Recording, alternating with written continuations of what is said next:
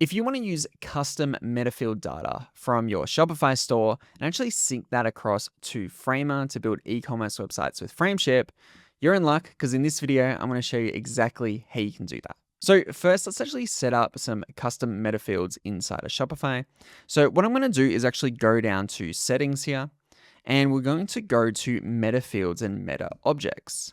We'll click on this and we'll select products here, and we're going to add a new definition.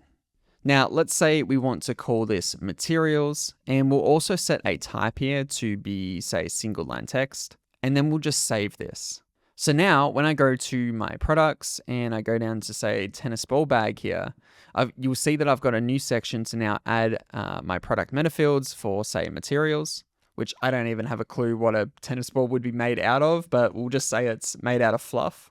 And again, we'll click on save.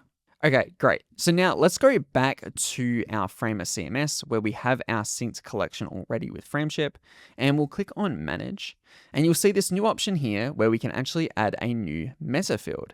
So we'll click on this and we'll make sure all this is set up right. So we'll set the name of this to be called materials, and we're going to make sure that imports as single line text as set up in Shopify. And we'll set the field type here to be plain text as well.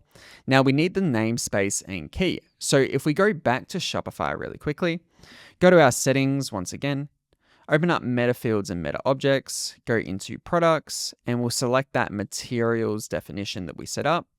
This ID here, we've got custom.materials. This is essentially our namespace and key. So if I go back to my project here inside of Framer, we'll set the namespace to be custom, and we'll set the key to be materials, exactly how it's written in Shopify.